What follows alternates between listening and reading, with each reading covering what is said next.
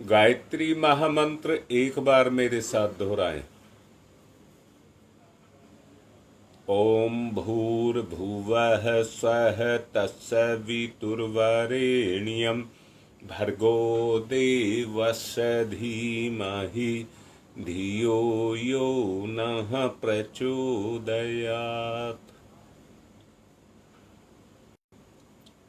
बात चल रही थी अधैर्य की।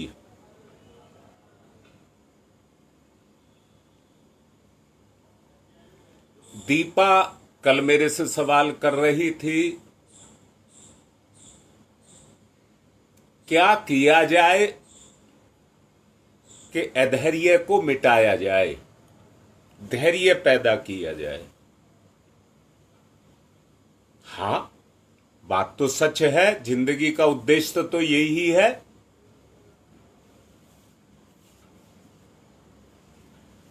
किसी भी काम को करने के लिए 3 चीज की आवश्यकता है।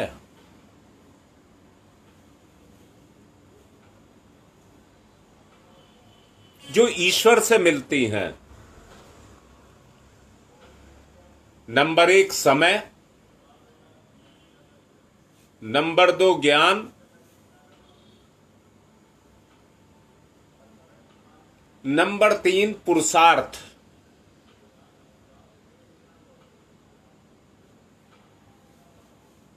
इन 3 चीजों की आवश्यकता है।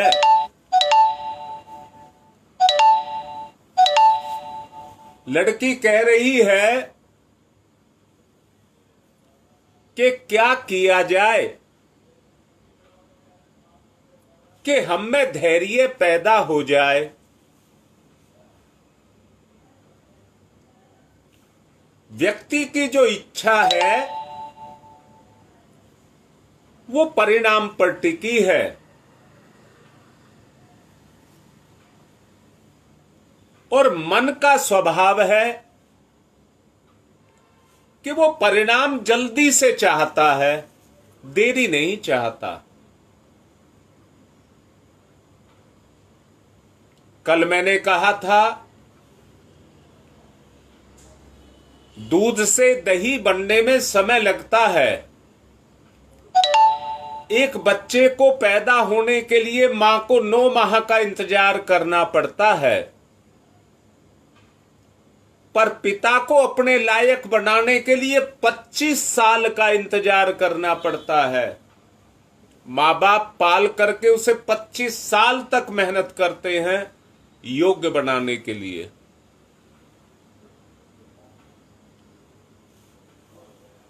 अब कोई ये चाहे बच्चा पैदा करते के साथ ही वो अपना काम करने लग जाए। हां, आजकल कुछ इस तरह के कार्य भी हो रहे हैं।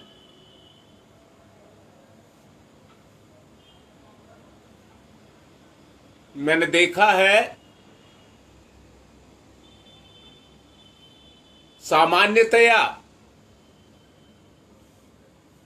गाय की बछिया 3 से 4 साल में बच्चा देने लायक होती है, पर आज उसे 1 साल में ही तैयार कर लिया जाता है। 1 से 2 साल में वो बच्चा देने लायक हो जाती है, दूध देने लायक हो जाती है। फल के वृक्ष हैं, ऐसी वैरायटी आ गई हैं कि वो भी छोटे छोटे बच्चे ही हैं और उन पर फल फूल आने लग जाते हैं। ऐसी वैरायटी तैयार कर ली गई हैं। परंतु जानते हैं, कच्ची उम्र में जो भी फल देगा उसका जीवन आगे का बर्बाद हो जाएगा, टूट जाएगा। उसका अपना जीवन बर्बाद हो जाएगा।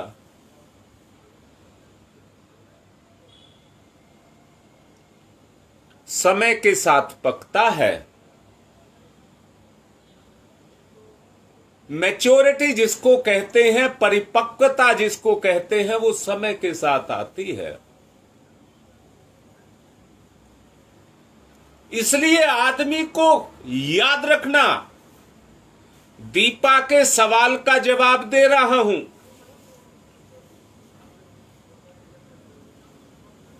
किसी भी कार्य को आरंभ करने से पूर्व ये निर्धारित करिए ये कार्य कितनी देर में पूरा होगा।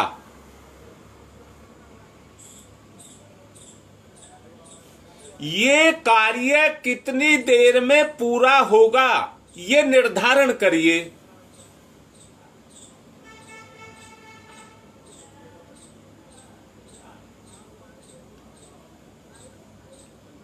जो भी आज संसार है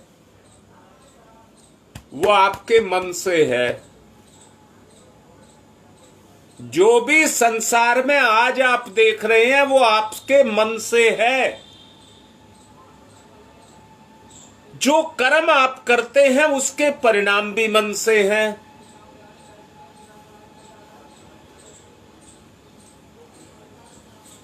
जो भी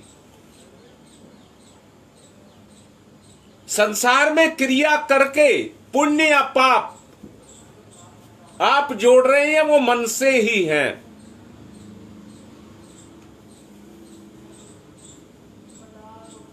मन में यदि मैल हो तो कार्य चाहे कितने ही ऊंचे स्तर का क्यों ना हो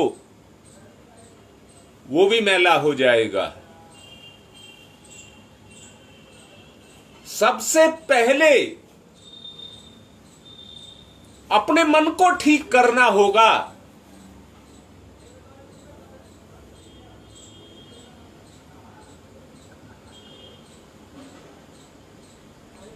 रीता बेटा एक बात बता रहा हूं, समय के साथ कर्म तो सब कर रहे हैं। लाडली ठीक से देख लेना, समय के साथ कर्म तो सब कर रहे हैं। कीड़े मकोड़े, घास का तिनका, पेड़ पौधे, पशु पक्षी और आदमी, भगवान सब कर रहे हैं।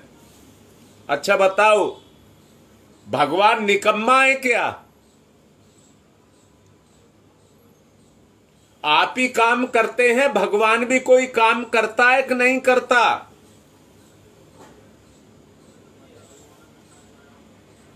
जान लेना, किसी भी कर्म को अगर कोई कर रहा है तो उसका योगदान 10% है, 90% योगदान भगवान का है। याद रखना सब इस बात को। जो भी आप कर्म कर रहे हैं उसमें केवल आपका 10% उपयोग है, 90% उसको भगवान ही करता है। यहां एक बात बताऊंगा, जिस तरह से बच्चा अपने माँ बाप को अपनी मर्जी पूरा कराने के लिए मजबूर कर लेता है, उसी तरह से ये जीव भी उस भगवान को अपनी मर्जी करने के लिए मजबूर कर लेता है।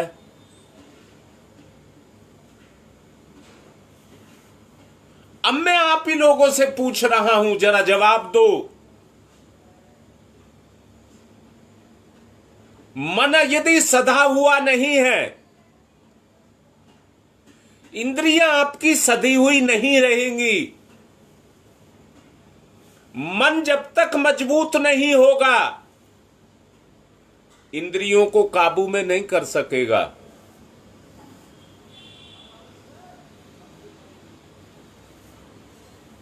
नहीं बेटा, भाग्य के भरोसे नहीं कर चलते ना बेटा, मना कर रहा हूं। हम चलते हैं इंद्रियों की इच्छा के भरोसे। भाग्य को तो हम खा रहे हैं, हाथ दिखाते हैं, जन्म पत्री दिखाते हैं, बताओ क्या भाग्य में है। और उसको उसका उद्देश्य यही होता है, भाग्य में सुख है तो भोग लो, दुख है तो मर गए। यही मैं आपको समझाना चाहता हूं बेटा। कर्म का परिपाक तभी होगा जब उसमें ज्ञान, समय और श्रम उचित मात्रा में लगेगा, किसी भी कार्य को पूर्ण करने के लिए उसमें उचित मात्रा में उन साधनों को, वस्तुओं को मिलाना पड़ता है जिसके द्वारा वो कर्म पूरा हो जाए। हां लाडले बेटा राम, परंतु बनता तब है जब आप अपने भाग्य को बचा करके कर्म को करते हैं, अपने भाग्य को सुरक्षित रख करके कर्म को करते हैं, तो जो कर्म का परिणाम है वो उसमें आकर के जुड़ जाता है। कैसे? जैसे आप पैसे को कमाते हैं और मन में यदि एक बात लग जाए कि इसमें से बचा करके बैंक में डालना है, तो जो आपकी आमदनी हुई, आपको पहले ये लगेगा हम कितने कम से कम में गुजारा कर सकते हैं और बचे हुए को बैंक में डालेंगे। चलिए, विषय बदल रहा है, विषय अंतर नहीं करेंगे। लड़की ने पूछा है कि हम धैर्य को अपने जीवन में कैसे पैदा करें। विषय ये है, भाग्य पर नहीं जाएंगे, भाग्य तो अपने आप बन जाएगा, मन अपने आप ठीक हो जाएगा, इंद्रियां अपने आप बस में हो जाएंगी। परंतु मैंने अभी कहा, गंदे मन से आप किसी काम को कर रहे हैं तो मन का प्रभाव विचार के रूप में उस कर्म में चला जाएगा और कर्म सत्कर्म ना बन करके कुकर्म हो जाएगा। हमको तो सत्कर्म करना है, हर कर्म को सत्कर्म बनाना है। मन अच्छा होना चाहिए, उसके लिए सबसे पहली शर्त है कि आपका मन अच्छा होना चाहिए। बेटा, मैं फिर से कह रहा हूं, बेटा कह करके कह रहा हूं, धैर्य कहां होता है? जवाब दो, धैर्य कहां पर होता है?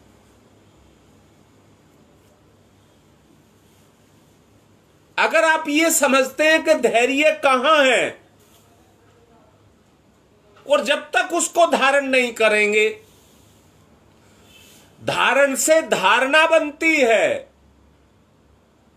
तब तक आपका उतावलापन नहीं जाएगा। आपके सामने आपका कर्म पड़ा हुआ है, आपके सामने आपका कर्म, आपकी जिम्मेदारी,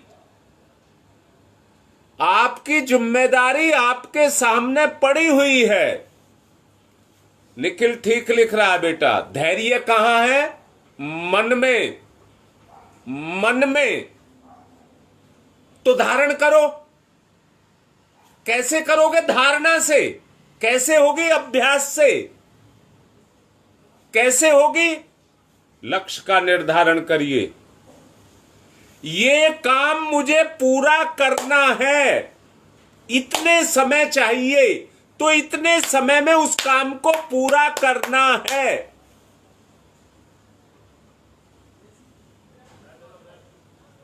अगर आपने लक्ष्य का निर्धारण कर लिया, जैसे बच्चा स्कूल जाता है, एक क्लास पास करने के लिए उसे 1 वर्ष का समय मिलता है, 1 वर्ष का समय उसे मिलता है। ऐसे ही ईश्वर ने इस जीवन से मुक्ति के लिए आपको जिम्मेदारियां दी हैं। अब बोलो बेटा, जिम्मेदारी की प्रेरणा कहां आती है और कहां से आप उस कर्म को पूरा करते हैं? सवाल है ये दोनों। ये दोनों मेरे सवाल हैं। आपको प्रेरणा कहां मिलती है और आप उसे कहां से पूरा करते हैं? लिखे करो, जल्दी जल्दी लिखे करो बेटा। प्रेरणा जो पैदा होती है वो मन में होती है, मन में। और कर्म को भी हम मन से ही पूरा करते हैं। कर्म को भी हम मन से ही पूरा करते हैं। मैं बिल्कुल मना कर रहा हूं। किस बात के लिए? इस दुनिया में पाप तब तक नहीं है जब तक आपका मन गंदा ना हो। आप जो भी काम करेंगे, अगर आपका मन साफ है तो कर्म श्रेष्ठ होगा, तो चिंता करने की आवश्यकता नहीं है।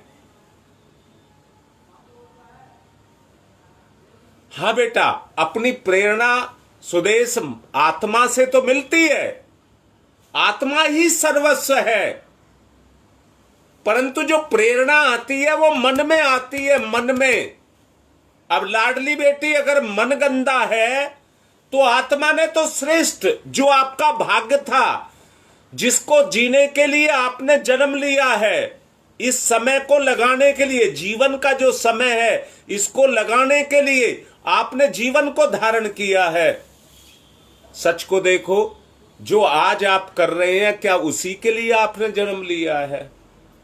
एक दिन का मूल्यांकन करना, मंथन करना, एक दिन का कह रहा हूं, अपने 24 घंटे का मंथन करना कि आपने कितने काम वो किए जो आपकी आत्मा ने आपसे कहा।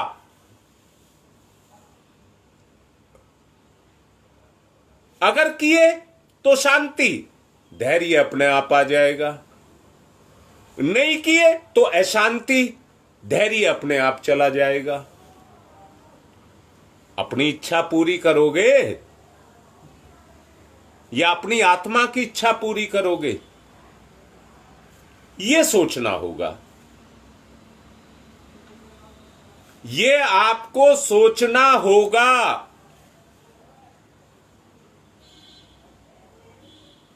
यहीं से धैर्य निकल करके आएगा। नूतन कहती है अपनी बात, मैं बेटी है मेरी, मैं उससे ज्यादा नहीं कहूंगा, पर अपने बच्चे को मुझे उसकी मंजिल पर पहुंचाना मेरा धर्म है। अपनी बेटी को उस मंजिल पर जहां आत्मा ने जन्म लिया है वहां तक पहुंचाना मेरा धर्म है। दीपा कह रही है अपनी बात, मुझे उसकी मंजिल पर पहुंचाना मेरा धर्म है, मेरी जिम्मेदारी है।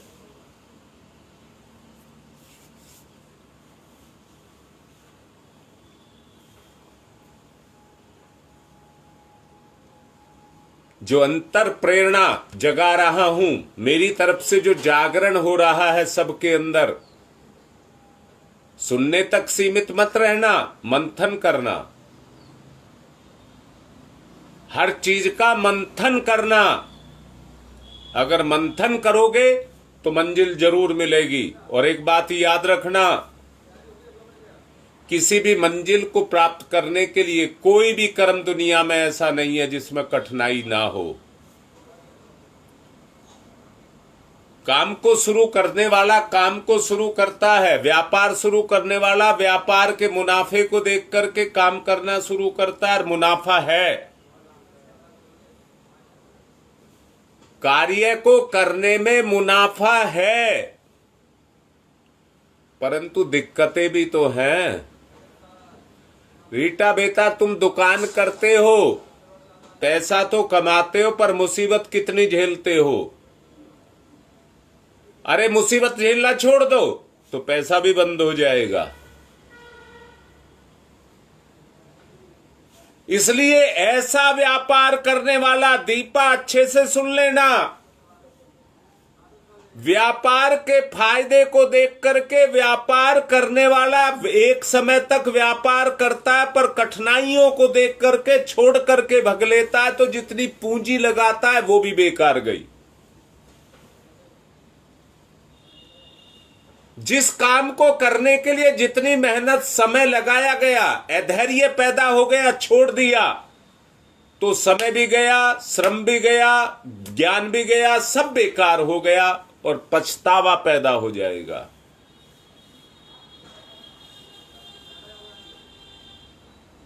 इसलिए कर्म को कर्म की भावना से करिए,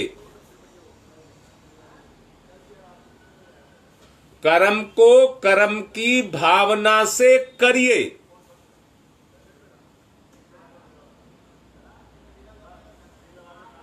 बिल्कुल ठीक बात है गुप्ता जी। अगर अहम आ गया तो गए काम से। इसलिए कर्म को कर्म की भावना से करिए, तभी बंधन हटेगा। ये मत कहिए मैं करता हूं, मैं करूंगा। जो अंतरात्मा कह रही है मैं करूंगा, बंधन खुल गया। और आप कह रहे मैं करता हूं, तो बंधन बंध गया।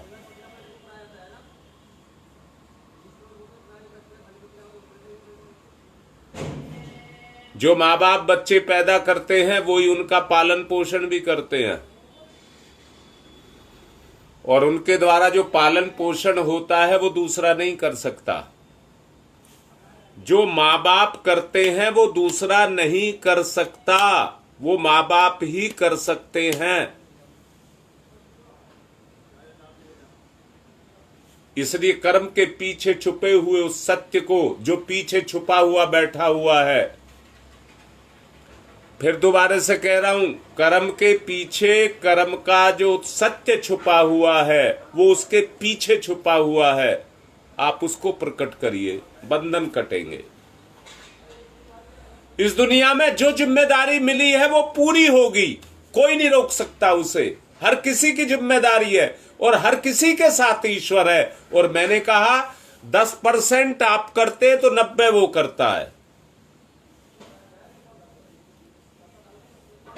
आप महसूस करिए, आप महसूस करिए, कर्म के बंधनों को ईश्वर ही काट सकता है। इसलिए ईश्वर के साथ जुड़िए, सत्य के साथ। ईश्वर माने सत्य, धर्म, धैर्य, ये सब चीज आपके अंदर आती चली जाएंगी।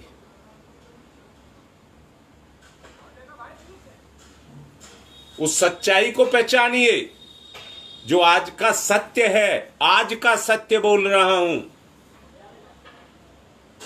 वही करना है जो समय आपसे कह रहा है। मजबूर नहीं कर रहा क्या करने के लिए? क्या आप अपने आप को कभी कर्म बंधन में फंसा हुआ महसूस करते हैं कि नहीं करते? फला गवर्नमेंट के दफ्तर से चिट्ठी आ गई, नोटिस आ गया, फंस गए।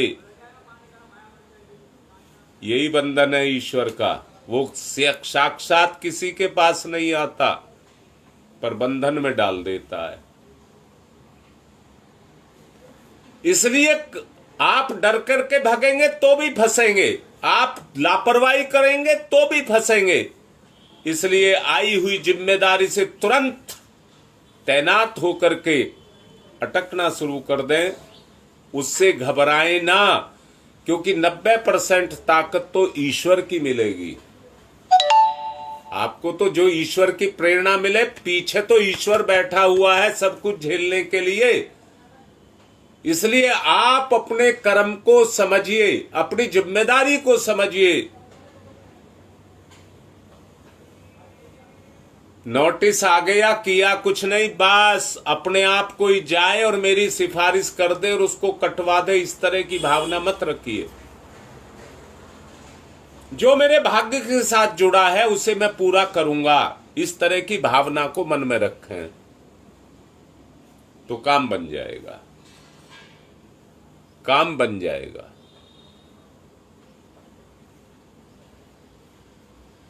एक बात को अभी एक आध दिन और चलाएंगे, इसको धैर्य को,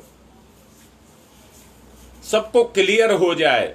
और मैं आशा ये करूंगा सब सुनने तक सीमित ना रहें, कहना माने, कहना माने। जो आपते जो मुसीबत आपके ऊपर है वो आपको मारने के लिए नहीं, आपका बुरा करने के लिए नहीं आई है, परंतु कटने के लिए आई है। जो चीज पैदा हुई है वो उसका, जिसका जन्म है उसकी मृत्यु भी है। अब ये सोचिए, जरा सोचिए, अगर हमने ये कह दिया कि नहीं ये बीमारी तो मुझे मार के जाएगी, तो आप उसमें मरेंगे। आपने स्वीकार कर लिया, अब तो जीवन से बंध गई। जो आई है उससे लड़िए, जो आई है उससे लड़िए। पूरे ग्रुप को साथ लेकर के चल रहे हैं और तुम्हें पता ही है तुम्हारी मां का क्या हाल हुआ है, पर लड़ाई लड़ रहे हैं। जैसी डॉक्टर से फ्री हुई है, एक बार भी डायलिसिस नहीं करने दिया है। जो पीछे गुप्ता जी हैं या दूसरे ओम प्रकाश नारंग हैं, इन सब से जो सलाह करते हैं, दुबे जी हैं या तुम्हारे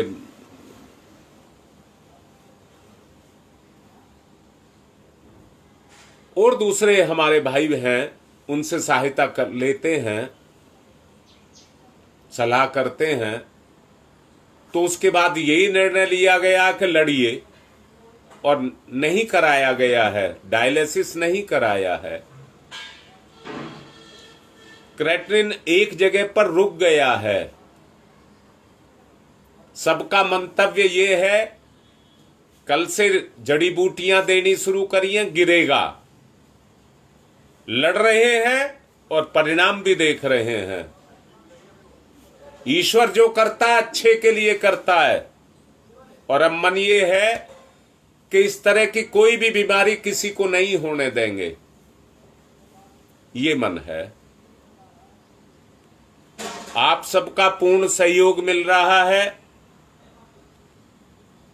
फोन से सलाहें मिल रही हैं और कार्यों को किया जा रहा है।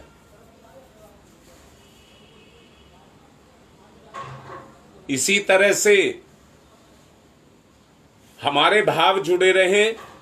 दुख आया है तो अच्छाई के लिए आया है, कहीं तो कहीं हम एक हो रहे हैं, कहीं तो पीड़ाएं जग रही हैं,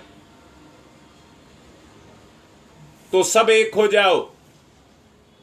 ये किसी पे भी आ सकता है, हर चीज से लड़ेंगे, जितना जीवन दिया है उतना पूरा जिएंगे, ऐसे भाव पैदा करिए, बहुत अच्छा रहेगा।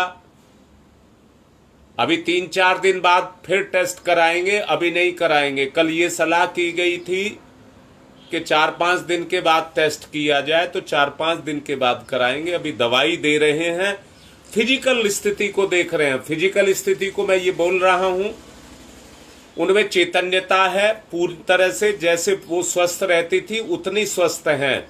मुंह पर कोई सूजन, हाथ पैर पर कोई सूजन नहीं है। यूरिक एसिड बढ़ा है और क्रेटिनिन बढ़ा है, बस 2 जगह दिक्कत है।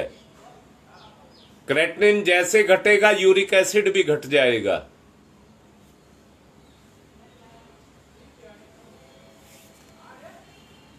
दवाई के साथ दुआ भी चल रही है। निश्चित रूप से हम विजय को प्राप्त होंगे, ऐसा वो है, और इसी को धैर्य कहते हैं। जो मृत्यु के क्षण में भी धैर्य को धारण करे, मौत भी उसको कुछ नहीं बिगाड़ सकती। जो ईश्वर का दिया हुआ जीवन है वहां तक वो चलेगा। जब हम बुराई को अपने ऊपर आने के लिए छोड़ देते हैं तो वहीं उसको अधैर्य कहते हैं। इसलिए अधैर्य पैदा नहीं करेंगे, धैर्य से मुकाबला करेंगे। अरे एक को बचाने के लिए इतने सारे साथ लगे हैं, तो क्या कोई बिगाड़ सकेगा। तो निवेदन कर रहा हूं, सब धैर्य के साथ इसी तरह लगे रहिए। सबके दुखों को मिटाएंगे, सबके कष्टों को मिटाएंगे। और ये जो कुछ भी बोला जा रहा है वो उसी के लिए है। एक इतना सुंदर जीवन हमको मिले, उसी के लिए ये है। ध्यान आप अपने स्तर से कर लें, क्योंकि मुझे अभी अस्पताल जाना है, इसलिए आप ध्यान अपने स्तर से कर लें। आज की बात को मैं यहीं संपन्न कर रहा हूं। ओम शांति ही शांति ही शांति।